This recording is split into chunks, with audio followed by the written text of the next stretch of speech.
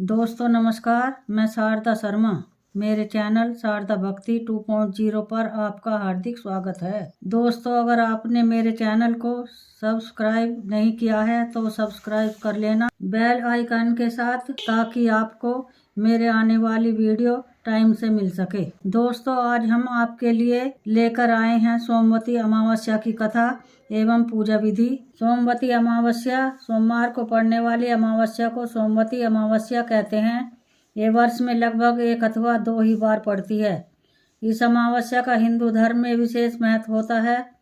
विवाहित स्त्रियों द्वारा इस दिन अपने पतियों के दीर्घायु कामना के लिए व्रत का विधान है। इस दिन मौन व्रत रहने से सहस्त्र गोदान का फल मिलता है। शास्त्रों में इसे अश्वत्थ प्रदक्षिणा व्रत की भी संज्ञा दी गई है।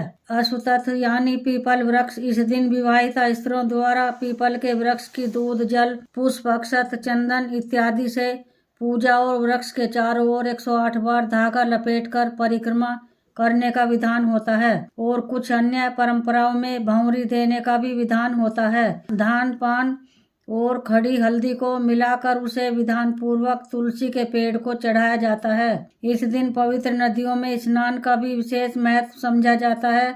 कहा जाता है कि महाभारत में भीष्म ने युधिष्ठिर को इस दिन का महत्व समझाते हुए कहा था कि इस दिन पवित्र नदियों में स्नान करने वाला मनुष्य समृद्ध, स्वस्थ और सभी दुखों से मुक्त होगा। ऐसा भी माना जाता है कि स्नान करने से पितरों की आत्माओं को शांति मिलती है। इस दिन सुबह से ही मौन रहा जाता है। वह दान का विशेष महत्व है। इस दिन पूजा करने से पितृदोष दूर होता है, पूर्वजों को मोक्ष की प्राप्ति होती है। इस दिन पीपल के वृक्ष की पूजा करना अति उत्तम माना जाता है कि पीपल के पेड़ में सभी देवों का वास होता है। अतः सोमवती अमावस्या के दिन से शुरू करके जो व्यक्ति हर अमावस्या के दिन भंवरी परिक्रमा करना देता है, उसके सुख और सौभाग्य में वृद्धि होती है। जो हर अमावस्या को न कर सके, वह सोमवार को पड़ने वाली अमावस्या के दिन 108 वस्तुओं की भंवरी देकर सोना, धोबिन और गौरी गणेश की पूजा करता है, उसे अखंड सौभाग्य की प्राप्ति होती है।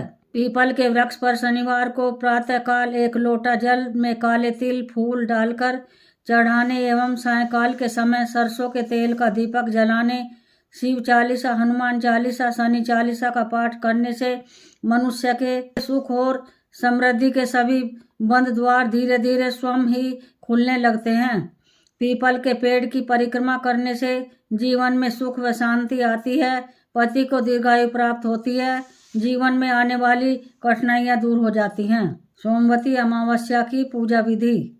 सुबह मौन रहकर किसी भी पवित्र नदी में स्नान करे, इससे पितरों को भी शांति मिलती है। सूर्य व तुलसी को जल अर्पण करके गायत्री मंत्र का उच्चारण करे, तुलसी की 108 बार परिक्रमा करे, शिव की प्रतिमा पर जल चढ़ाए, गाय को दही चावल खिलाए, हो सके तो पूरे दिन मौन व्रत धारण रखे, पीपल के पेड़ के पास जाएं, वहां पास में ही तुलसी भी रखे, उस पर दूध, दही, रोली, चंदन, अक्षत, फूल, माला, हल्दी, काला तिल चढ़ाएं। पान, हल्दी की गांठ व धान को पान पर रखकर तुलसी को चढ़ाएं। पीपल के पेड़ के चारों ओर 108 बार धागा लपेटते हुए परिक्रमा करें। इस दिन कुछ सामान के साथ भी परिक्रमा की जाती है, जैसे बिंदी, टॉफी, चूड़ी, मेहंदी, बिस्किट आदि। आप कुछ भी सामान 108 लेकर 108 बार पीपल की परिक्रमा करें। फिर उस सामान को विवाहिता कन्याओं को बांट दें। घर में रुद्राभिषेक करवाएं।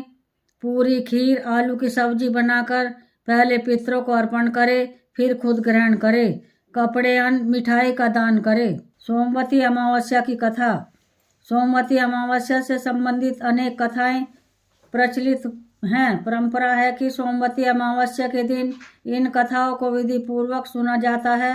एक गरीब ब्राह्मण परिवार था, जिसमें पति पत्नी के अलावा एक पुत्री भी थी। पुत्री धीरे धीरे बड़ी होने लगी। उस लड़की में समय के साथ सभी स्त्रियोचित गुणों का विकास हो रहा था। लड़की सुंदर, संस्कारवान एवं गुणवान भी थी, लेकिन गरीब होने के कारण उसका विवाह नहीं हो पा रहा था। एक दिन ब्राह्मण के घर पर एक साधु पधारे, जो कि कन्या के सेवा भाव से काफी प्रसन्न हुए। कन्या को लंबी आयु का आशीर्वाद देते हुए साधु ने कहा कि कन्या के हथेली में विवाह योग्य रेखा नहीं है। ब्राह्मण दंपति ने साधु से उपाय पूछा कि कन्या ऐसा क्या करे कि उसके हाथ में विवाह योग बन जाए। साधु ने कुछ देर विचार करने के बाद अपनी अंतर्दृष्टि से ध्यान करके बताया कि कुछ दूरी पर एक गांव में सोना नाम की धोबिन अपने बेटे और बहू के साथ रहती है, जो कि बहुत ही आचार विचार और संस्कार संपन्न तथा पति परायण है। यदि यह कन्या उसकी सेवा करे और वह महिला इसकी शादी में अपने मांग का सिंदूर लगा दे, उसके बाद इस कन्या का विवाह हो तो इस कन्या का वैधव्य योग मिट सकता है। साधु ने यह भी बताया कि वह महिला कहीं आती जाती नहीं है। यह बात सुनकर ब्राह्मणी ने अपनी बेटी से धोबिन की सेवा करने की बात कही। कन्या सुबह ही उठकर सोना धोबिन के घर जाकर सफाई और अन्य सारे काम करके अपने घर वापस आ जाती। सोना धोबिन अपनी बहू से पूछती है कि तुम तो सुबह सुबह उठकर सारे काम कर लेती हो और पता भी नहीं चलता। बहू ने कहा कि माँ जी, मैंने तो सोचा कि आप ही सुबह उठकर सारे काम खुद ही खत्म कर लेती हैं। मैं तो देर से उठती हूँ। इस पर दोनों सास बहू निगरानी करने लगी कि कौन है जो तड़के ही घर का सारा काम करके चला जाता है। कई दिनों के बाद धोबिन ने देखा कि एक कन्या मुंह अंधेरे घर में आती है और सारे काम करने के बाद चली जाती है। जब वह जाने लगी तो सोना धोबिन उसके पैरों पर गिर पड़ी। पूछने लगी कि आप कौन हैं और इस तरह छुपकर मेरे घर की चाकरी क्यों करती हैं। तब कन्या ने साधु द्वारा कही गई सारी बात बताई।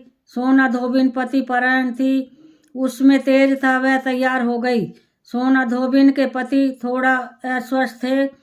उसमें अपनी बहू से अपने लौट आने तक घर पर ही रहने को कहा। सोना धोबिन ने जैसे ही अपने मांग का सिंदूर कन्या की मांग में लगाया, उसका पति मर गया। उसे इस बात का पता चल गया। वह घर से निर्जला ही चली थी। यह सोचकर कि रास्ते में कहीं पीपल का पेड़ मिलेगा तो उसे भंवरी देकर और उसकी परिक्रमा करके ही जल ग्रहण करेगी।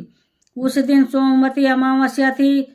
ब्राह्मण के घर मिले पोहे पकवान की जगह उसने ईंट के टुकड़ों से 108 बार भंवरी देकर 108 बार पीपल के पेड़ की परिक्रमा की और उसके बाद जल ग्रहण किया। ऐसा करते ही उसके पति के मुर्दा शरीर में कंपन होने लगा। इसके बाद वे सुखी जीवन जीने लगे। दोस्तों, सोमवती अमावस्या को आप ये मंत्र बोले, ओम कुल देवताभ्यो नमः, ओम ग्राम देवताभ्यो नमः, ओम ग्रह देवताभ्यो नमः, ओम लक्ष्मीपति देवताभ्यो नमः, ओम विघ्न विनाशक देवताभ्यो नमः, ओम नमो भगवते वासुदेवाय नमः।